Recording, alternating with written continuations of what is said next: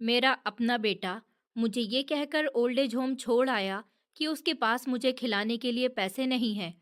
मैं खामोशी से वहां रहने लगा था। 6 महीने के बाद जब वो मुझसे जबरदस्ती प्रॉपर्टी के डॉक्यूमेंट पर अंगूठा लगवाने आया, तो उसने देखा कि ओल्ड एज होम का मालिक मेरे पैर दबा रहा था और रो रहा था। मेरे बेटे ने गुस्से से उस मालिक को हटाया, तो उस मालिक ने ऐसी बात कही कि मेरे बेटे के होश उड़ गए थे। क्योंकि मैं आकाश, मेरी आंखों से निकलने वाले आंसू अब खुश्क हो चुके थे और नजर धुंधलाने लगी थी।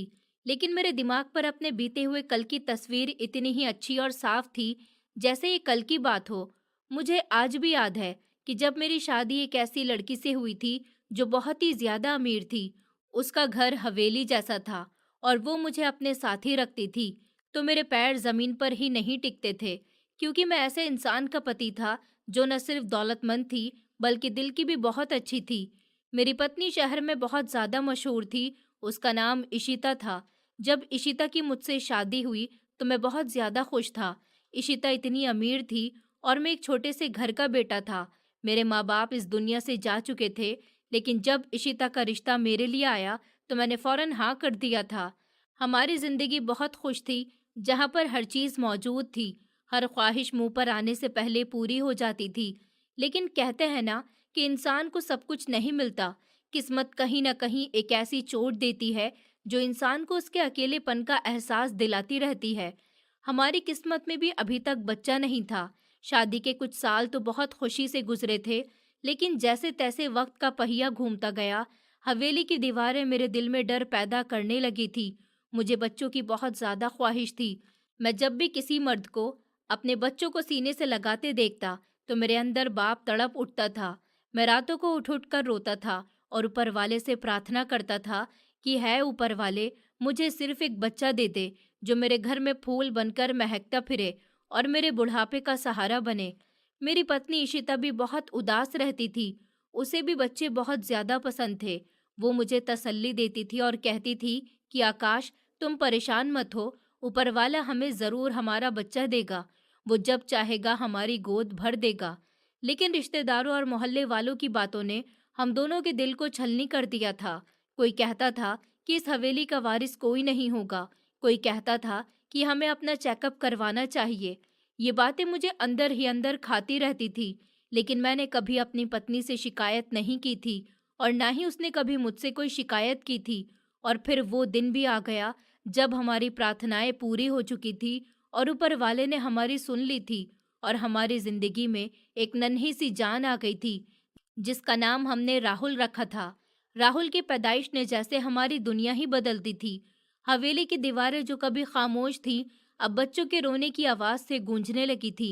मेरी खुशी का तो कोई ठिकाना ही नहीं था। मैंने पूरे शहर में मिठाई बंटवाई थी और गरीबों की मदद की थी।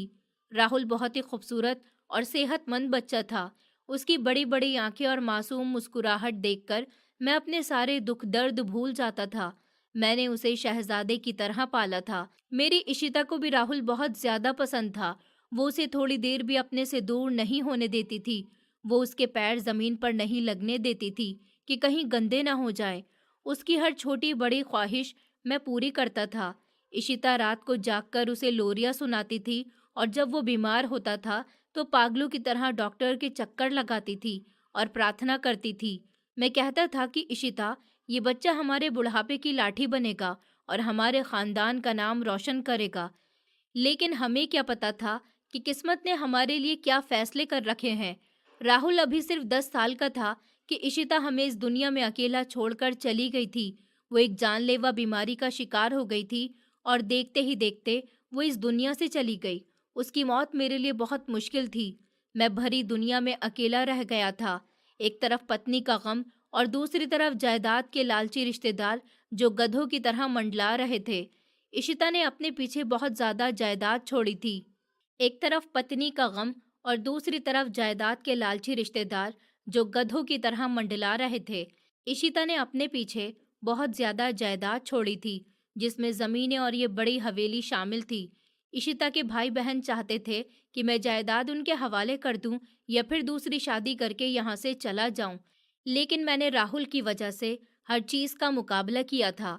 मैंने फैसला कर लिया था कि मैं अब अपनी बाकी जिंदगी अपने बेटे के लिए गुजार दूंगा और उसकी जायदाद की देखभाल करूंगा। मैंने खुद जमीनों और कारोबारों का इंतजाम संभाल लिया था। मैं जो कभी इस बिजनेस में घुसा भी नहीं था, आज अपने बेटे के बेहतर कल के लिए कचहरियों के चक्कर लगाने लगा था। लोग बातें बनाते थे, लेकिन मैं अपने कान बंद कर लेता था। मेरा मकसद सिर्फ एक था कि राहुल को किसी चीज की कमी न हो और वो एक कामयाब इंसान बन जाए। मैंने राहुल का शहर के बहुत बड़े स्कूल में एडमिशन करवाया। उसकी पढ़ाई में कोई भी कसर नहीं छोड़ी। मैं खुद अनपढ़ था, लेकिन मैं चाहता था कि मेरा बेटा बहुत अच्छा इंसान बने। राहुल जैसे जैसे बड़ा हो रहा था, उसकी फरमाइशें भी बढ़ती जा रही थी और मैं एक बाप होने के नाते उसकी हर जिद पूरी करता था। अगर वो महंगे खिलौने मांगता था, तो मैं दिला देता था। अगर वो दोस्तों के साथ घूमने के लिए पैसे मांगता था, तो मैं अपनी ज़रूरत को छोड़कर उसे पैसे दे देता था। मुझे लगता था कि माँ की कमी कहीं उसे उदास न कर दे, इसलिए मैंने माँ और बाप दोनों बनकर उसे पाला था। शायद यही मेरी सबसे बड़ी गलती थी कि मैंने उसे ज़रूरत से ज़्यादा लाड प्यार देकर बिगाड़ दिया था। राहुल अब जवान हो चुका था। वो बहुत खूबसूरत मर्द था, लेकिन उसके लहजे में एक अजीब सा घमंड और लापरवाही आ गई थी। उसने कभी ये जानने की कोशिश ही नहीं की थी कि मैंने कितनी मुश्किलों से उसकी हर ख्वाहिश पूरी की है। जब उसने यूनिवर्सिटी में एडमिशन लिया, तो उसने मुझसे नई गाड़ी मांगी, जबकि उस वक्त बिजनेस बहुत धीमा चल रहा था और मेरे पास इतने पैसे नहीं थे। लेकिन मैंने इशिता के जेवर जो बचाकर रखे थे, उन्हें बेचकर उसे गाड़ी लेकर दी थी, ताकि वो अपने दोस्तों में शर्मिंदा ना हो सके। वो गाड़ी देखकर बहुत खुश हुआ और मुझे गले से लगा लिया। उस एक लम्हे की खुशी के लिए मैं अपना सब कुछ लुटाने के लिए तैयार था। राहुल ने अपनी पढ़ाई पूरी की और फिर एक दिन उसने मुझसे आकर कहा कि वो पसंद की शादी करना चाहता है। लड़की का नाम श्रिया है और वो शहर के एक अमीर घर से ताल्लुक रखती है। मैं शुरू में थोड़ा सा हिचकिचाया था, क्योंकि हमारे रिवाज में बहुत फर्क था। मैं एक सादा सा मर्द था और मुझे अपने घर के लिए एक सादी और संस्कारी बहू चाहिए थी। लेकिन श्रिया बहुत फैशन वाली थी। लेकिन राहुल की खुशी के लिए मैं मान गया था। मैंने बड़ी धूमधाम से उसकी शादी की। मैंने अपनी बहू के लिए भारी जेवर और कपड़े बनवाए और उसे अपनी बेटियों की तरह घर ले आया था। मुझे उम्मीद थी कि अब मेरा घर खुशियों से भर जाएगा और मुझे बहू की शक्ल में अपनी बेटी का साथ भी मिल जाएगा। लेकिन शादी के कुछ टाइम बाद ही घर के हालात बदलने लगे थे। श्रेया को मेरा पुराने जमाने का रहन सहन और मेरी रोक टोक पसंद नहीं थी। वो चाहती थी कि वो आज़ाद जिंदगी गुजारे और मैं उसके मामलों में बिल्कुल भी ना बोलूं। शुरू में तो राहुल ने कंट्रोल करने की कोशिश की, लेकिन धीरे धीरे वो अपनी पत्नी के रंग में रंगता गया। श्रेया अक्सर मेरी बीमारी और मेरी खांसी से चिढ़ती थी। वो कहती थी कि घर में बीमारियां फैल रही हैं। मुझे अपने ही घर में अजनबी होने का एहसास होने लगा था। खाने की टेबल पर अब मेरी जगह कोने में कर दी गई थी और अक्सर वो दोनों बाहर खाना खाने जाते थे और मुझसे पूछते तक नहीं थे। मैं खामोशी से ये सब कुछ बर्दाश्त करता रहता था कि चलो बच्चे खुश रहें, लेकिन पानी सर से ऊपर गुजरने लगा था जब श्रेया ने राहुल के कान भरना शुरू कर दिए थे कि जायदाद उसके नाम कर दी जाए। वो कहती थी कि पिताजी अब बूढ़े हो गए हैं, उनसे ये सब कुछ संभाला नहीं जाता, कहीं वो किसी और को ना दे दें। राहुल जो पहले मेरी इज्जत करता था, अब मुझसे ऊंची आवाज में बात करने लगा था। वो मुझसे हिसाब मांगता था कि पैसे कहाँ गए हैं, जबकि वो सब कुछ उस पर खर्च हो रहा था। मेरा दिल खून के आंसू रोता था कि जिस बेटे के लिए मैंने अपनी जवानी और सुकून बर्बाद कर दिया, आज वो मुझे बोझ समझ रहा है। फिर ऊपर वाले ने उन्हें एक बहुत ही खूबसूरत बच्ची दी, तो मुझे लगा कि शायद अब हालात बेहतर हो जाएंगे। पोती की पैदाइश पर मैं बहुत खुश था। मैं उसे गोद में लेना चाहता था, लेकिन श्रेया ने मना कर दिया था कि आपके हाथ कांपते हैं, कहीं आप मेरी बच्ची को गिरा न दें या आपकी खांसी से मेरी बच्ची बीमार न हो जाए। मुझे अपनी ही पोती को छूने के लिए तरसाया गया था। मैं अपने कमरे में बंद होकर रह गया था। मेरा कमरा, जो कभी हवेली के सबसे बड़े हिस्से में होता था, अब मुझे पिछवाड़े के एक छोटे कमरे में भेज दिया गया था, जहां सर्दी और गर्मी बहुत महसूस होती थी। लेकिन मैंने कभी शिकायत नहीं की थी, क्योंकि मैं राहुल को परेशान नहीं देखना चाहता था। वक्त गुजरता गया और मैं और बूढ़ा और कमजोर होता गया। मेरी आंखें कमजोर हो गईं और जोड़ों में दर्द रहने लगा।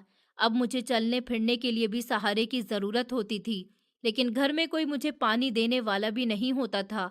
नौकर भी मालकिन के डर से मेरी बात नहीं सुनते थे। राहुल अपने बिजनेस और अपने परिवार में इतना मगन हो गया था, वो महीना महीना तक मुझे नहीं देखता था। कभी कभी वो मेरे कमरे में आता था तो सिर्फ ये कहने के लिए कि पिताजी दवाइयों का खर्चा बहुत बढ़ गया है, थोड़ा ध्यान रखिए। ये शब्द मेरे दिल पर तीर की तरह लगते थे। वो जायदाद जो मैंने बचाकर रखी थी अब उसी के कब्जे में थी और मैं अपने ही पैसों के लिए तरस रहा था। एक दिन राहुल मेरे पास आया। उसका चेहरा उतरा हुआ था और वो बहुत ही परेशान लग रहा था। मुझे लगा शायद उसे मेरी याद आई है या बिजनेस में कोई नुकसान हुआ है। मैंने घबराकर पूछा, बेटा क्या हुआ है, सब ठीक तो है? उसने मेरे पास बैठकर मेरा हाथ पकड़ा और उदास लहजे में बोला, पिताजी काम की हालत बहुत खराब हो गई है, मेरे ऊपर बहुत कर्जा चढ़ा हुआ है, मुझे समझ नहीं आ रहा कि मैं क्या करूं। महंगाई इतनी बढ़ गई है कि घर का खर्चा चलाना भी मुश्किल हो गया। मैंने उसे तसल्ली दी और कहा कि बेटा घबराओ मत, ऊपर वाला मदद करेगा। उसने सर झुका लिया और कुछ देर खामोश रहा। फिर बोला, पिताजी मैं सोच रहा हूँ कि इस हवेली को बेचकर कर्ज उतार दूं और हम किसी छोटी जगह पर चले जाएंगे। मुझे ये सुनकर धक्का सा लगा था क्योंकि ये हवेली मेरी पत्नी इशिता की निशानी थी। लेकिन मैंने फिर भी कहा कि बेटा अगर तुम्हारी परेशानी से हल हो जाती है तो बेच दो, मेरी जान से बढ़कर तो नहीं है ये हवेली। उसने नजरें चुराते हुए कहा, लेकिन पिताजी खरीदने वाला कह रहा है कि उसे फौरन ये हवेली चाहिए और मुझे अभी नया घर मिलने में कुछ वक्त लगेगा। श्रेया और बच्चे तो फिलहाल अपने मायके जा रहे हैं, लेकिन आपको वहां ले जाना मुश्किल होगा क्योंकि वहां जगह कम है और आपको आराम की जरूरत है। मैं इस बात का मतलब नहीं समझ सका और पूछा, तो फिर मैं कहाँ रहूंगा बेटा? उसने मेरा हाथ दबाते हुए कहा, पिताजी मैंने आपके लिए एक बहुत अच्छी जगह का इंतजाम किया है। वो शहर से थोड़ा दूर है लेकिन वहाँ बहुत सुकून है। वहाँ आप जैसे और भी बहुत से बूढ़े लोग रहते हैं। वहाँ आपको वक्त पर खाना मिलेगा, डॉक्टर मौजूद होंगे और आपकी देखभाल करने वाले भी आपके साथ होंगे। मैंने एक लम्हे के लिए उसकी तरफ देखा। मुझे यकीन नहीं आ रहा था कि मेरा बेटा मुझसे क्या कह रहा है। वो मुझे मेरे ही घर से निकालना चाह रहा था और मुझे ओल्ड एज होम भेजना चाह रहा था। मेरे पैरों के नीचे से जमीन निकल गई। मेरा दिल फटने लगा था। मैंने कांपती हुई आवाज में कहा, राहुल तुम मुझे ओल्ड एज होम छोड़ने की बात कर रहे हो? तुम अपने ही बाप को घर से निकाल रहे हो? उसने जल्दी से सफाई में कहा कि नहीं पिताजी, मैं निकाल नहीं रहा हूँ, बस कुछ दिन की बात है। जब तक मेरे हालात ठीक नहीं हो जाते तब तक आप वहां पर रहिए। मैं रोज आपसे मिलने आया करूंगा और जैसे ही मैं नया घर लूंगा आपको वापस ले आऊंगा। मैंने उसकी आंखों में देखा जहां झूठ साफ लिखा हुआ था। वो मुझसे जान छुड़वाना चाहता था। वो मुझे अपनी जिंदगी से निकालना चाहता था। मैंने रोना चाहा, चीखना चाहा, उसे याद दिलवाना चाहा कि मैंने उसके लिए क्या क्या नहीं किया था। मैंने उसे बताना चाहा कि जब वो छोटा था तो मैंने उसे सीने से लगाकर पाला था। मैंने दूसरी शादी नहीं की थी, लेकिन मेरी जबान पर ताला लग चुका था। मुझे लगा कि अगर मैं उसके सामने गिड़गिड़ाया तो शायद मेरी बेइज्जती होगी। अगर वो मुझे बोझ समझ ही चुका है तो मैं उसके रास्ते का पत्थर नहीं बनूंगा। मैंने अपने आंसू रोके और एक गहरी सांस लेकर कहा कि ठीक है बेटा, अगर तुम्हारी खुशी और सुकून इसी में है तो मैं जाने के लिए तैयार हूँ। राहुल के चेहरे पर एकदम से सुकून आ गया, जैसे उसका प्लान पूरा हो गया हो। उसने कहा, थैंक यू पिताजी, आप बहुत अच्छे हैं। मैं वादा करता हूँ कि आपको वहाँ कोई भी परेशानी नहीं होगी। उसने कहा कि हम कल सुबह वहाँ जाएंगे। मैं आपके लिए वहाँ पर सारे इंतजाम कर दूंगा। मैं सारी रात अपने उस कमरे में जागता रहा। मैंने दीवारों को देखा जिन्होंने मेरी जवानी और बुढ़ापा देखा था। मैंने इशिता की तस्वीर से बातें करी और उससे माफी मांगी कि मैं उसकी आखिरी निशानी को भी संभाल नहीं पाया। मैंने अपने कुछ कपड़े और इशिता की एक पुरानी शॉल एक छोटे से बैग में रखी। सुबह हुई तो मेरा दिल डूब रहा था। मुझे ऐसा लग रहा था जैसे मैं अपनी ही मौत में जा रहा हूँ। राहुल तैयार होकर आया और उसने मेरा बैग उठाया। श्रेया और बच्चे अपने कमरे से बाहर नहीं निकले थे। शायद वो मेरा सामना नहीं करना चाहते थे, या शायद उन्हें मेरे जाने की बहुत ज्यादा खुशी थी। मैंने प्यार से अपने घर को देखा और गाड़ी में बैठ गया। राहुल गाड़ी चला रहा था और खामोश था। मैं खिड़की से बाहर देखते हुए पेड़ों और बिल्डिंग को देख रहा था। मेरा दिमाग कल की यादों में भटक रहा था कि कैसे मैं इस राहुल को गोद में उठाकर डॉक्टर के पास ले जाता था, कैसे मैं उसे स्कूल छोड़ने जाता था और आज वो मुझे छोड़ने जा रहा है। सफर लंबा था और शहर पीछे रह गया था। गाड़ी एक सुनसान और खामोश इलाके की तरफ मुड़ गई थी। कुछ देर के बाद एक बड़ी सी बिल्डिंग के सामने गाड़ी रुकी, जिसके गेट पर एक बोर्ड लगा हुआ था जिस पर लिखा था ओल्ड एज होम। राहुल ने गाड़ी रोकी और मेरा बैग लेकर उतरा। मैं भी कांपते कदमों के साथ नीचे उतरा। वहां की हवा में एक अजीब सी उदासी थी। गेट पर मौजूद चौकीदार ने दरवाजा खोला। राहुल मुझे लेकर ऑफिस में गया, जहां एक इंसान बैठा था जो शायद उस जगह का इंचार्ज या फिर मालिक था। राहुल ने उससे बात की और कुछ डॉक्यूमेंट्स पर साइन किए। मैं कुर्सी पर बैठा ये सब कुछ देख रहा था, जैसे कोई ख्वाब हो। राहुल ने मेरी तरफ देखा और कहा कि पिताजी, ये साहब यहाँ के मालिक हैं, ये आपका बहुत ज्यादा ख्याल रखेंगे। मैं चलता हूँ, मुझे काम पर जाना है, वरना देर हो जाएगी और फिर श्रिया को भी उसके घर छोड़ कर आना है। मैंने उसे रोकना चाहा। मैंने कहना चाहा कि बेटा मत जाओ, मुझे अकेला मत छोड़ो, मैं डर जाऊंगा, मैं तुम्हारे बिना नहीं रह सकता। मैंने तुम्हें इतने प्यार से पाला है, मैं तुमसे बहुत ज्यादा प्यार करता हूँ, मैं तुम्हारे बिना कभी भी नहीं रह पाऊंगा। लेकिन मेरे शब्द मेरे हलक में ही अटक गए थे। मैंने सिर्फ इतना कहा कि बेटा अपना ख्याल रखना और मुझे भूल मत जाना। राहुल ने नजरें चुरा ली और कहा कि नहीं पिताजी, मैं आता रहूंगा। ये कहकर वो मुड़ा और तेजी से बाहर निकल गया, तो मैं उसे जाता हुआ देखता रहा, यहाँ तक कि वो नजरों से दूर हो चुका था। और फिर गाड़ी के स्टार्ट होने की और दूर जाने की आवाज आई। उस आवाज के साथ ही मेरी जिंदगी का आखिरी सहारा भी टूट गया। मैं वहां अकेला रह गया था, उस अजनबी दीवारों और अजनबी लोगों के बीच। मेरा बेटा, मेरा राहुल, मेरी पूरी दुनिया मुझे पुराने फर्नीचर की तरह यहाँ छोड़ गया था, क्योंकि उसके पास मुझे खिलाने के लिए पैसे नहीं थे, या शायद उसके दिल में मेरे लिए जगह नहीं थी। मैं वहीं कुर्सी पर बैठा रहा और मेरी आंखों से टप टप आंसू गिरने लगे थे, जो मेरे कपड़ों को भिगो रहे थे। और कमरे में छाई हुई खामोशी मेरी बेबसी का मातम कर रही थी। ओल्ड एज होम के उस बंद कमरे में कुर्सी पर बैठे बैठे मुझे इतना वक्त गुजर गया, मुझे इसका अंदाजा ही नहीं हो सका, क्योंकि मेरे लिए वक्त वहीं थम गया था जब मेरा बेटा राहुल मुझे यहाँ पर छोड़ कर गया था। मेरी नज़र अभी तक उस दरवाजे पर ही जमी हुई थी जहां से वो बाहर निकला था। मुझे एक छोटी सी उम्मीद थी कि शायद अभी गाड़ी वापस मुड़कर आएगी, शायद उसका दिल पिघल जाएगा और वो भागता हुआ वापस आएगा और मेरे पैरों में गिरकर माफी मांगेगा और कहेगा कि पिताजी, मुझसे बहुत बड़ी गलती हो गई, चलिए घर वापस चलते हैं, मैंने आपके साथ बहुत गलत किया। लेकिन ये मेरी खुशफहमी थी। सूरज ढल चुका था और शाम के साए गहरे होकर रात के अंधेरे में बदल रहे थे, लेकिन वो नहीं आया था। उस अजनबी घर का मालिक, जिसका नाम आदित्य था और जो एक बहुत ही इज्जतदार और अच्छा नौजवान था, मेरे पास आया और उसने बहुत प्यार से मेरे कंधे पर हाथ रखा और धीमी आवाज में कहा कि पिताजी, अब रात हो गई है, चलिए अपने कमरे में जाकर आराम कर लीजिए। अब वो नहीं आएगा, वो आपको छोड़कर यहाँ से चला गया है, आप उम्मीद लगाना छोड़ दीजिए। आदित्य की आवाज में एक अजीब सा दर्द और सुकून था, जिसने मुझे चौंका दिया था।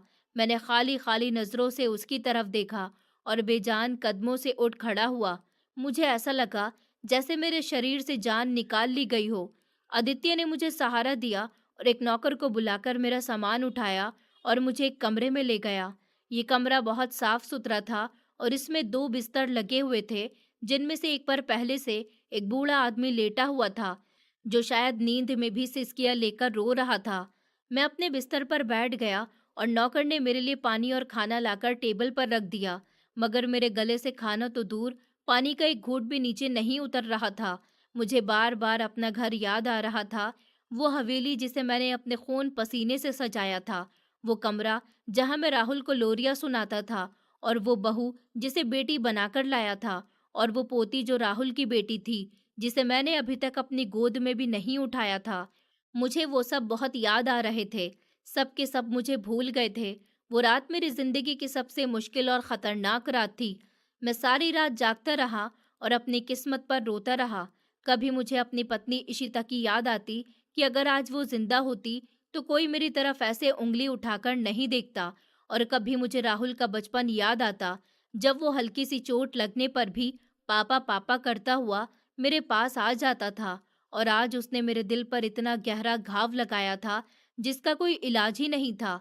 सुबह हुई तो मेरी आंखें सूजी हुई थी और सर में बहुत तेज दर्द था। ओल्ड एज होम का माहौल बहुत अजीब था। यहाँ पर हर चेहरे पर एक उदासी और खामोशी थी। नाश्ते की टेबल पर मैं वहाँ के और लोगों से मिला था। सबकी कहानी मिलती जुलती थी। कोई बहू के झगड़ों से तंग आकर यहाँ आया हुआ था, तो किसी के बेटे ने उसे जायदाद हथियाकर घर से निकाल दिया था। अब सबको देखकर मुझे एहसास हुआ कि मैं अकेला ऐसा इंसान नहीं हूँ, बल्कि इस दुनिया में ऐसे भी बहुत से लोग हैं जो अपने माँ बाप को कूड़ेदान की तरह इस्तेमाल करते हैं। दिन हफ्तों में और हफ्ते महीनों में बदलने लगे थे और मैं इस जेल में रहने का आदी हो चुका था। मैं रोज सुबह को उठकर दरवाजे के पास जाकर बैठ जाता और सारा दिन दरवाजे को देखता रहता कि शायद आज राहुल आ जाएगा। राहुल ने जाते हुए कहा था कि वो मुझसे मिलने आएगा, लेकिन 2 महीने गुजर गए थे और उसकी कोई भी खबर नहीं हुई थी। न उसका फोन आया था और ना ही वो खुद आया था। मैंने कई बार आदित्य से कहा था कि मेरी राहुल से बात करवा दो, लेकिन वो हर बार कोई बहाना बनाकर टाल देता था। वो कहता था कि पिताजी, अब उनका नंबर बंद जा रहा है। दरअसल वो नहीं चाहता था कि मेरा दिल टूटे, क्योंकि शायद राहुल फोन उठा ही नहीं रहा था। इस बीच आदित्य का रवैया मेरे साथ बहुत अलग और प्यार भरा था। वो इस घर का मालिक था और बहुत ही बिजी था, लेकिन वो दिन में कई बार मेरे पास आता था, मेरा हाल चाल पूछता था और घंटों मेरे पास बैठकर मेरी बातें सुनता था। वो मुझे अपने हाथों से दवाई खिलाता था और अगर कभी मेरे पैरों में दर्द होता तो वो नौकरों को बुलाने के बजाय खुद ही मेरे पैर दबाता था। मैं उसे बहुत रोकता था कि बेटा, तुम तो मेरे मालिक हो, ये काम तुम पर अच्छे नहीं लगते। मगर वो मुस्कुराकर कह देता था कि पिताजी, देखभाल करने से कोई छोटा नहीं होता और आप तो मेरे बिल्कुल पिताजी जैसे हैं। मैं बहुत ज़्यादा बदकिस्मत हूँ कि मैं अपने पिताजी की देखभाल नहीं कर सका, इसलिए मैं आप में अपने पिताजी को देख रहा हूँ।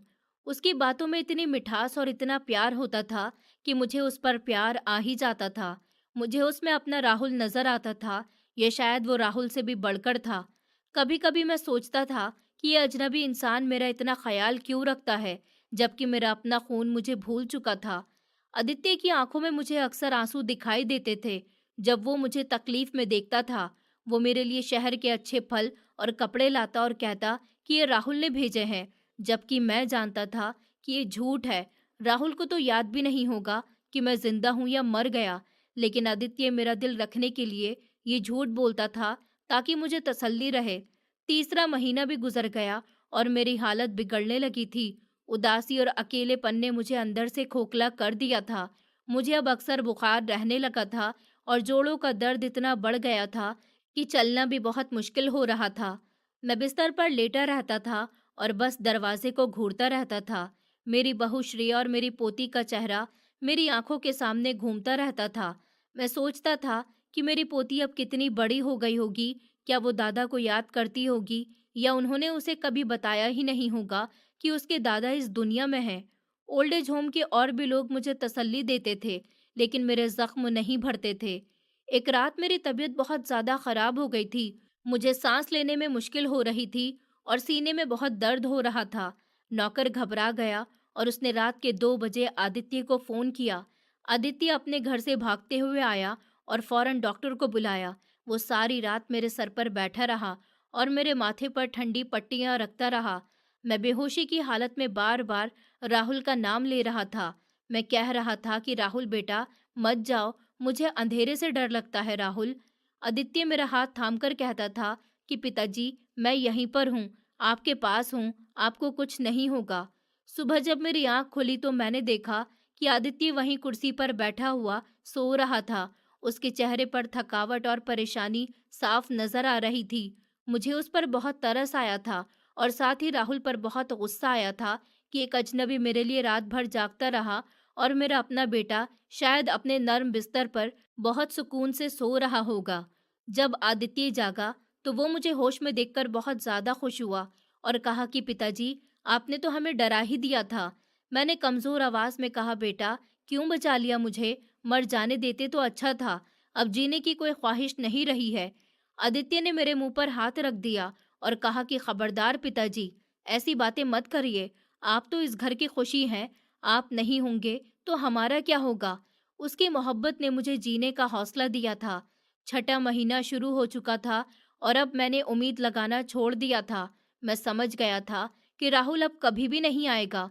मैंने खुद को ऊपर वाले के हवाले कर दिया था और अपनी बाकी जिंदगी सुकून से गुजारने का फैसला कर लिया था। लेकिन किस्मत को शायद अभी भी मुझे टेस्ट करना था। एक दोपहर जब गर्मी बहुत ज्यादा थी और मैं अपने कमरे में लेटा हुआ था, अचानक बाहर गाड़ी के रुकने की आवाज आई।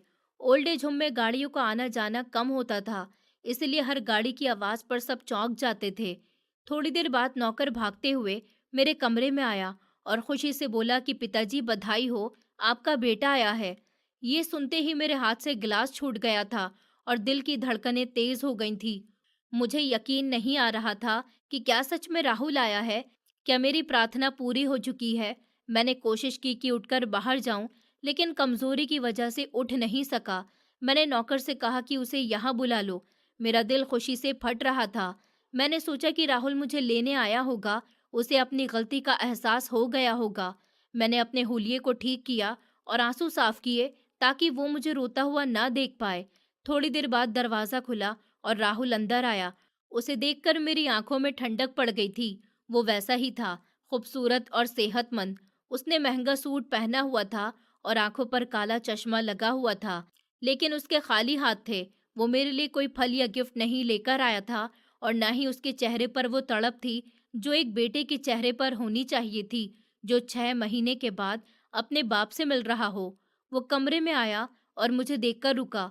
मैंने अपने हाथ फैला दिए और रोते हुए कहा कि राहुल, मेरे बच्चे, तुम आ गए। मैं जानता था कि तुम जरूर आओगे। राहुल ने आगे बढ़कर मुझे जबरदस्ती गले लगाया, जैसे किसी अजनबी से मिल रहा हो, और फिर जल्दी से पीछे हट गया। उसने मेरे माथे को नहीं चूमा, उसने मेरे पैर नहीं छुए। उसने बस इतना कहा कि नमस्ते पिताजी, कैसे हैं आप। मैंने उसके रवैये को नजरअंदाज किया और कहा कि ठीक हो बेटा, बस तुम्हारी बहुत याद आती है और वो मुझे मार देती है। तुम इतने दिन कहाँ रहे, मुझे एक फोन ही कर देते, मैं तुम्हारी आवाज सुनने के लिए तरस गया था। राहुल ने इधर उधर देखा, जैसे जल्दी में हो, और कहा कि पिताजी, बस काम में बहुत बिजी था, टाइम ही नहीं मिला, और वैसे भी यहाँ तो आपको आराम था। मैंने सोचा कि मैं आपको क्या परेशान करूं। उसकी ये बात मेरे दिल पर तीर की तरह लगी थी कि पिता से बात करना उसके लिए परेशानी था। वो पास पड़ी कुर्सी पर बैठ गया और मैं उसे देखता रहा कि शायद अब वो कहेगा कि पिताजी तैयारी करिए, हम घर पर जा रहे हैं। मगर उसने जेब से एक फाइल निकाली और मेरे सामने रख दी। मैंने हैरत से पूछा कि ये क्या है बेटा। राहुल ने बहुत ही सख्त लहजे में कहा कि पिताजी, ये प्रॉपर्टी के कुछ डॉक्यूमेंट्स हैं। दरअसल मुझे बिजनेस में बहुत नुकसान हो गया और कर्ज उतारने के लिए मुझे वो जमीनें बेचनी पड़ेंगी जो मेरी माँ ने आपके नाम की थी, और वो हवेली भी बेचनी पड़ेगी। खरीदार तैयार है, बस आपके अंगूठे और साइन की जरूरत है। ये सुनकर मुझे बहुत हैरत हुई। मुझे लगा कि छत मेरे ऊपर गिर गई है। वो मुझसे मिलने नहीं आया था, वो मुझे लेने नहीं आया था, वो सिर्फ अपनी जायदाद कमाने और मेरा सब कुछ छीनने के लिए आया था। वो शायद जो मेरी पत्नी की निशानी थी और जिसे मैंने राहुल के लिए संभाल कर रखा था, आज वो मुझसे वही सब कुछ छीन रहा था। मैंने कांपती हुई आवाज में कहा कि राहुल, तुम मुझे यहाँ इसीलिए छोड़ गए थे ताकि मैं तुमसे जायदाद का हिसाब न मांग सकूं, और आज तुम 6 महीने के बाद आए हो तो सिर्फ इसीलिए कि तुम्हें मेरा अंगूठा चाहिए। क्या तुम्हें अपने बाप की जरा सी भी फिक्र नहीं थी। राहुल गुस्से में आ गया और बोला, ओहो पिताजी, आप शुरू मत हो जाइए, इमोशनल ड्रामा मत करिए। मैं पहले से ही बहुत टेंशन में हूँ। अगर मैंने कर्जा नहीं दिया तो लोग मुझे मार देंगे या जेल भिजवा देंगे। आपको जायदाद प्यारी है या बेटा। उसने मुझे इमोशनल ब्लैकमेल करना शुरू कर दिया, जो कि उसका पुराना तरीका था। मेरा दिल टूटकर चूर चूर हो गया था। मैंने सोचा कि जिस बेटे के लिए मैंने अपनी जिंदगी बर्बाद कर दी, आज वो मुझे सिर्फ एक अंगूठे की मशीन समझ रहा है। मेरी आंखों से आंसू बहने लगे थे और मैंने अपना चेहरा दूसरी तरफ मोड़ लिया था। इस बीच दरवाजा खुला और आदित्य अंदर आया। उसके हाथ में एक ट्रे थी जिसमें मेरे लिए सूप और कुछ दवाइयां रखी हुई थी। वो शायद ये नहीं जानता था कि राहुल भी अंदर है, या शायद उसने उसे आते हुए देखा ही नहीं था। आदित्य ने राहुल को देखा और फिर मुझे रोते हुए देखा तो उसके चेहरे पर एक उदासी की लहर आ गई थी, मगर वो खामोश रहा। उसने ट्रे टेबल पर रखी और मेरे सामने जमीन पर बैठ गया, जैसे वो अक्सर बैठता था। उसने मेरी हालत देखी कि मेरा सांस फूल रहा है और पैरों में सूजन है, तो उसने रोज की तरह मेरे पैरों पर से कंबल हटाया और मेरे सूजे हुए पैरों को अपने हाथों से दबाना शुरू कर दिया ताकि मुझे कुछ सुकून मिल सके। वो ये सब इतनी मोहब्बत से कर रहा था कि मुझे एक लम्हे के लिए लगा कि वही मेरा सगा बेटा है, जो सामने बैठा है वो नहीं। राहुल जो अपनी कुर्सी पर बैठा फाइल खोल रहा था, इस नज़ारे को देखकर हैरान रह गया था। उसके घमंड को जैसे किसी ने तोड़ दिया था। उसने देखा कि एक अजनबी इंसान उसके बाप के पैर दबा रहा है और उसका बाप उसे नहीं रोक रहा। ये बात उसके घमंड पर जाकर लग रही थी, जबकि वो खुद पिता को छोड़कर भागा था। लेकिन वो ये बर्दाश्त नहीं कर सका कि कोई और उसकी जगह ले। राहुल गुस्से से उठ खड़ा हुआ और उसका चेहरा लाल हो गया था। उसने जोर से चिल्लाकर कहा कि ये क्या बदतमीजी है? तुम कौन हो और मेरे पिताजी के पैरों को हाथ लगाने की हिम्मत कैसे हुई? पीछे हटो। उसकी आवाज इतनी ऊंची थी कि मैं डर गया था। आदित्य ने सुकून से हाथ रखा और नजर उठाकर राहुल को देखा। उसकी आंखों में कोई डर नहीं था, बल्कि एक अजीब सी चमक और गहरा दुख था। राहुल ने आगे बढ़कर आदित्य को धक्का देने की कोशिश की और कहा कि तुम इस ओल्ड एज होम का इंचार्ज हो या जो भी हो, अपनी हद में रहो। ये मेरे बाप हैं, कोई लावारिस नहीं है कि तुम उसके साथ चिपक कर बैठो। आदित्य अपनी जगह से खड़ा हुआ और उसने राहुल के हाथ को एक झटके से पीछे हटाया। राहुल को उम्मीद नहीं थी कि ये इंसान उसका मुकाबला करेगा। राहुल ने दोबारा मेरे ऊपर गुस्सा निकाला और मेरा हाथ पकड़कर जोर से खींचा और कहा, पिताजी, ये क्या तमाशा है? आप इस अनजान इंसान से पैर दबवा रहे हैं। आपको शर्म नहीं आती? जल्दी से इस पर अंगूठा लगाइए और मेरा किस्सा खत्म करिए। मुझे यहाँ अब 1 मिनट भी नहीं रुकना। यहाँ का माहौल ही गंदा है। राहुल का रवैया इतना बदतमीज था कि मुझे दर्द होने लगा था। उसने मेरे नाजुक हाथों को इतनी जोर से दबोचा हुआ था कि मुझे दर्द हो रहा था। मैं दर्द से चिल्ला रहा था और कहा कि छोड़ दो बेटा, मुझे दर्द हो रहा है। लेकिन राहुल पर दौलत का भूत सवार था। वो जबरदस्ती मेरा अंगूठा इंक वाले पैड पर लगाने की कोशिश कर रहा था। इस लम्हे आदित्य का सब्र टूट गया था। वो जो अब तक खामोश खड़ा था, अचानक शेर की तरह दहाड़ा और उसने राहुल का बाजू पकड़कर इतनी जोर से झटका कि राहुल लड़खड़ाकर दूर जा गिरा। आदित्य मेरे और राहुल के बीच दीवार बनकर खड़ा हो गया था। उसका चेहरा गुस्से से लाल हो रहा था और आंखों से आग निकल रही थी। राहुल ने संभलते हुए हैरत और गुस्से से आदित्य को देखा और बोला कि तुम्हारी इतनी हिम्मत कि तुमने मेरे ऊपर हाथ उठाया। तुम जानते नहीं हो कि मैं कौन हूँ। मैं अभी पुलिस को बुलाकर लाता हूँ। तुम्हें जेल भिजवा दूंगा। तुमने मेरे पिताजी को किडनैप किया है और अब मेरे ऊपर हमला कर रहे हो। आदित्य ने एक कदम आगे बढ़ाया और राहुल की आंखों में आंखें डालकर एक ऐसी बात कही जिसने कमरे में मौजूद हवा को भी रोक दिया था। आदित्य की आवाज भारी थी। उसने उंगली उठाकर कहा कि खबरदार राहुल, अगर अब तुमने इस इंसान की तरफ एक कदम भी बढ़ाया या उनके हाथ पकड़ने की कोशिश की तो मैं तुम्हारा वो हाथ तोड़ दूंगा जिससे तुमने ये कागज पकड़े हुए हैं। तुम भूल रहे हो कि तुम किसके सामने खड़े हो। तुम उनके बेटे होने का दावा करते हो, लेकिन तुम तो उनके जूते की धूल के बराबर भी नहीं हो। तुमने 6 महीने पहले उन्हें कूड़े की तरह यहाँ फेंका था। तब तुम्हें शर्म नहीं आई थी, तब तुम्हें उनकी इज्जत का ख्याल नहीं आया था। और आज जब मैं उनके पैर दबा रहा हूँ तो तुम्हारी इज्जत जाग गई। लानत है तुम्हारी जैसी इज्जत पर और तुम्हारी दौलत पर। राहुल गुस्से से पागल हो गया और बोला, तुम होते कौन हो मुझे लेक्चर देने वाले? ये हमारा खानदानी मामला है। मैं अपने बाप के साथ जो चाहूं करूंगा। तुम बीच में बोलने वाले कौन होते हो? मैं अभी इस बुढ़े से अंगूठा लगवाकर ही जाऊंगा। ये जायदाद मेरे बाप की है और मेरा इस पर हक है। आदित्य ने हंसते हुए कहा, तुम्हारे बाप की? तुम जायदाद के कागज लहरा रहे हो, लेकिन तुम नहीं जानते कि असली जायदाद क्या होती है। तुम अंगूठा लगाना चाहते हो ना, तो सुन लो, ये अंगूठा अब नहीं लगेगा और ना ही ये हवेली बिकेगी, क्योंकि तुम इस जायदाद के वारिस होने के लायक ही नहीं हो। राहुल ने नफरत से कहा कि तुम मुझे रोकने वाले कौन होते हो? तुम इस ओल्ड एज होम के मालिक हो, तो क्या तुम पूरी दुनिया के मालिक बन जाओगे? मैं तुम्हें खरीद सकता हूँ। आदित्य ने राहुल के कॉलर की तरफ हाथ बढ़ाया और उसे झंझोड़ कर रख दिया और फिर वो कहा जो आने वाले तूफान का पता दे रहा था। आदित्य ने कहा कि हाँ, मैं मालिक हूँ इस घर का, लेकिन मैं तुम्हें इसलिए रोक रहा हूँ क्योंकि जिस रिश्ते का मान करके तुम यहाँ खड़े हो, वो रिश्ता सिर्फ तुम्हारा नहीं है। ये आदमी जिसे तुमने कूड़ा समझकर छोड़ दिया था, ये कोई कूड़ा नहीं है। इसके सर पर अभी भी एक साया मौजूद है जो तुम्हारी तरह मतलबी नहीं है। अगर तुमने दोबारा उनकी तरफ हाथ बढ़ाया तो मैं भूल जाऊंगा कि तुम मेहमान हो और वो हाल करूंगा कि तुम्हें पूरी दुनिया देखेगी।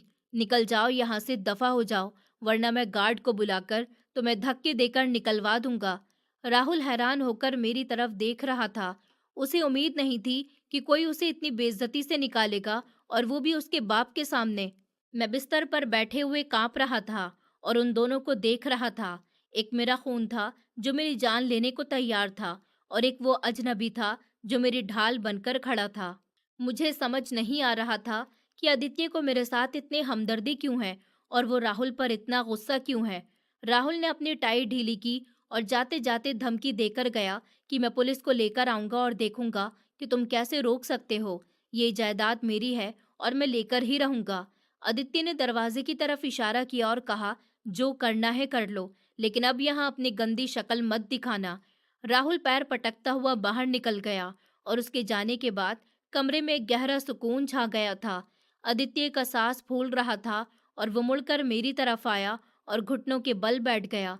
उसकी आंखों में आंसू तैर रहे थे। उसने मेरा हाथ थाम लिया और कहा कि पिताजी, मुझे माफ कर देना। मैं आपके सामने आपके बेटे से लड़ पड़ा, लेकिन मैं बर्दाश्त नहीं कर सका कि वो आपकी बेइज्जती करे। मैं उसे हैरत से देख रहा था कि आखिर ये इंसान कौन है और इसका मुझसे क्या रिश्ता है।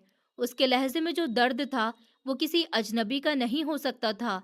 ये राज अभी मेरे दिल में तूफान बनकर आ ही रहा था कि आदित्य ने अपना सर मेरी गोद में रख दिया और फूट फूट कर रोने लगा, और मैं खामोश बैठा रहा था और हैरान था कि ये सब कुछ क्या हो रहा है। आदित्य का सर मेरी गोद में था और वो किसी छोटे बच्चे की तरह रो रहा था। उसके आंसू मेरे कपड़ों को भिगो रहे थे और मेरे दिल में एक अजीब सी हलचल मची हुई थी। मैं हैरान था कि ये इंसान जो इस सब का मालिक है और जिसने अभी अभी मेरे बेटे को बेइज्जत किया था, वो मेरे कदमों में गिरकर माफी क्यों मांग रहा है, और उसके रोने में इतना दर्द क्यों है। मैंने कांपते हाथों से अचानक उसके सर को छुआ और मैंने उसके बालों में उंगलियां फेरते हुए धीमी आवाज में कहा कि बेटा, सर उठाओ। तुम क्यों रो रहे हो? तुमने तो मेरा मान रखा है। तुमने तो वो किया है जो मेरा राहुल भी नहीं कर सका। तुम अजनबी होकर भी मेरे लिए अपनों से बढ़कर हो। आदित्य ने धीरे धीरे सर उठाया। उसकी आंखें लाल हो रही थी और चेहरा आंसुओं से भीगा हुआ था। उसने मेरी आंखों में झांकते हुए कहा कि पिताजी, मैं अजनबी नहीं हूँ। मैं कोई अजनबी नहीं हूँ। मैं तो आपका वो मुजरिम हूँ जो सालों से अपनी पहचान छुपाकर फिर रहा था। मैं आपका वो बेटा हूँ जिसे आपकी पत्नी इशिता ने दुनिया से छुपाकर रखा था। ये शब्द सुनते ही मेरे दिमाग में धमाका सा हुआ था। मेरा शरीर सुन्न हो गया था। मुझे लगा था कि शायद मैं कोई ख्वाब देख रहा हूँ। ये मेरे कानों ने कुछ गलत सुना है। मैंने हकलाते हुए पूछा कि ये तुम क्या कह रहे हो बेटा? इशिता का बेटा? लेकिन इशिका तो कोई बच्चा ही नहीं था राहुल के अलावा। तुम ये क्या कह रहे हो? आदित्य ने मेरा हाथ अपने दोनों हाथों में थाम लिया और कहा कि पिताजी, यही तो वो राज है जो माँ ने अपने सीने में दबाए रखा था और इस दुनिया से चली गई, और आज मुझे ये राज खोलना पड़ रहा है क्योंकि अब पानी सर से ऊपर जा चुका है। आदित्य ने एक गहरी सांस ली और अपनी कहानी सुनाना शुरू किया, जो किसी फिल्म की कहानी की तरह लग रही थी। उसने बताया कि पिताजी, आपसे शादी करने से पहले माँ ने गांव में एक शादी की थी। वो बहुत ही गरीब आदमी थे, लेकिन बहुत अच्छे थे। लेकिन वो बहुत ही ज्यादा गरीब थे। इस वजह से मेरी माँ ने खानदान के डर से वो शादी छुपा कर रखी थी, और मैं उसी बाप का बेटा हूँ। मेरी माँ 9 महीने तक विदेश में रही थी, जब तक मैं पैदा नहीं हुआ था, और मुझे पैदा होते ही उन्होंने अपने से अलग कर दिया था। मैं पहले अपने पिताजी के पास रहता था, लेकिन मैं सिर्फ 2 महीने का था जब पिताजी मुझे छोड़कर चल बसे। मैं दुनिया में अकेला रह गया था। माँ मुझे हवेली लेकर नहीं जा सकती थी क्योंकि उन्हें डर लगता था कि खानदान वाले बातें बनाएंगे, और फिर आपसे उनकी शादी तय हो चुकी थी। मेरी माँ के घर वालों को मेरे पिताजी के बारे में पता चल चुका था, तो उन्होंने फौरन ही उनकी शादी तय कर दी थी। बिना कुछ सोचे मेरी माँ के घर वालों को सिर्फ इतना पता चला था कि मेरी माँ ने एक शादी की है। उन्हें ये नहीं पता था कि उनका एक बेटा भी हो चुका है। इसलिए उन्होंने फौरन मेरी माँ की शादी आपसे तय कर दी थी। मेरी माँ नहीं चाहती थी कि आपको पता चले और आपका दिल दुखे कि उनका पहले से एक बेटा है। इसलिए उन्होंने मुझे अपने एक वफादार मुंशी के पास शहर में रखवा दिया और मेरी परवरिश का सारा खर्चा उठाया। वो अक्सर छुपकर मुझसे मिलने आती थी, मुझे प्यार करती थी, लेकिन उन्होंने मुझे कसम दी थी कि मैं कभी आपके सामने ना आऊं। आदित्य की बातें सुनकर मेरी आंखों के सामने बीते हुए कल के लम्हे गुजरने लगे थे। मुझे याद आया कि जब इशिता काम का बहाना करके शहर जाती थी और कई कई दिन गायब रहती थी। मुझे याद आया कि वो कभी-कभी बहुत उदास हो जाती थी, तो ये वजह थी कि उसका एक बेटा था जो उससे दूर पल रहा था। मुझे तो ये भी नहीं पता था कि इशिता ने पहले भी एक शादी की थी और उसका पति मर गया था जब मेरी उससे शादी हुई थी।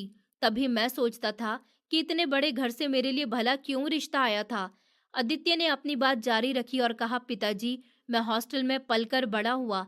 मैंने माँ की दी हुई दौलत से खूब पढ़ाई की और अपना बिजनेस शुरू किया। मैं हमेशा दूर से आपको और राहुल को देखता था।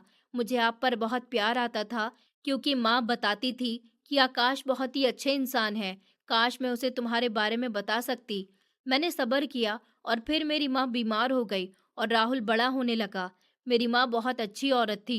उन्होंने राहुल की हरकतें बचपन में ही नोट कर ली थी। वो देख रही थी कि राहुल जिद्दी लापरवाह होता जा रहा है और आपकी अंधी मोहब्बत उसे जिद्दी कर रही है। माँ को डर था कि उनके मरने के बाद राहुल सारी जायदाद उजाड़ देगा और आपको सड़क पर ले आएगा। इसीलिए उन्होंने अपनी मौत से कुछ दिन पहले मुझे हॉस्पिटल में बुलाया था। मुझे आज भी वो रात याद है जब वो बिस्तर पर लेटी हुई थी और उन्होंने मेरा हाथ पकड़कर कहा था कि आदित्य, मैं अपने पति आकाश और राहुल को तुम्हारे हवाले कर रही हूँ। मैं जानती हूँ कि राहुल नालायक है, वो जायदाद नहीं संभाल सकेगा, इसलिए मैंने कानूनी तौर पर हवेली, जमीनें और दुकानें तुम्हारे नाम करवा दी हैं। ये कागज अपने पास रखना और कभी भी पता नहीं चलने देना जब तक कि राहुल आकाश को तकलीफ न दे या जायदाद बेचने की कोशिश ना करे। जिस दिन वो अपने बाप की बेइज्जती करे, उस दिन तुम सामने आ जाना और अपना हक जताना। आदित्य की बात सुनकर मेरे पैरों के नीचे से जमीन निकल गई थी। मुझे अपने कानों पर यकीन नहीं आ रहा था कि इशिता इतनी समझदार थी कि उसने मरने के बाद भी मेरे लिए इंतजाम कर दिया था। वो जानती थी कि मेरा अपना खून मुझे धोखा देगा, इसलिए उसने अपने छुपे हुए खून को मेरा सहारा बना दिया था। आदित्य ने रोते हुए कहा, पिताजी, मैंने माँ से वादा किया था, इसलिए मैं खामोश रहा।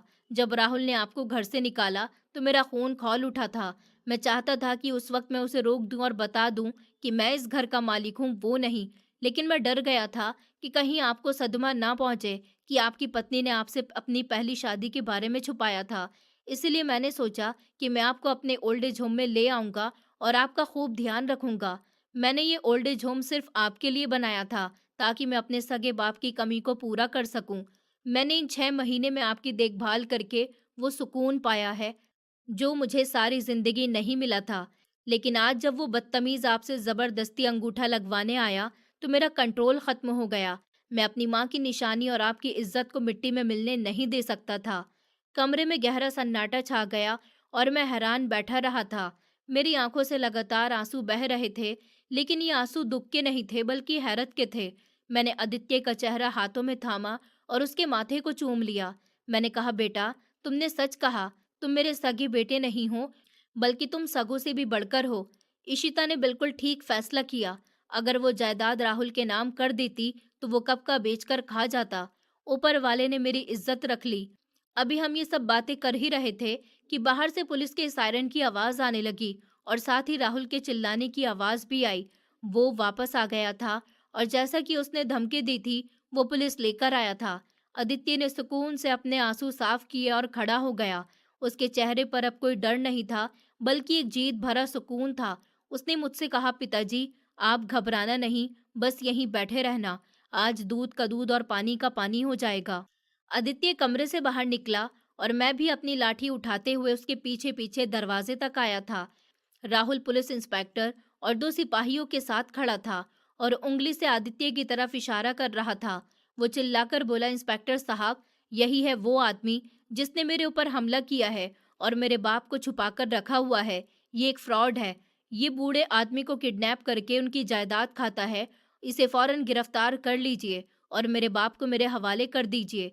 इंस्पेक्टर एक इज्जतदार इंसान था। उसने आदित्य को ऊपर से लेकर नीचे तक देखा और पूछा, क्या नाम है तुम्हारा और ये सब क्या कह रहे हैं? आदित्य ने बहुत इज्जत से कहा कि सर, मेरा नाम आदित्य है और ये सब जो इल्ज़ाम लगा रहे हैं वो बिल्कुल झूठ है। मैंने किसी को किडनैप नहीं किया।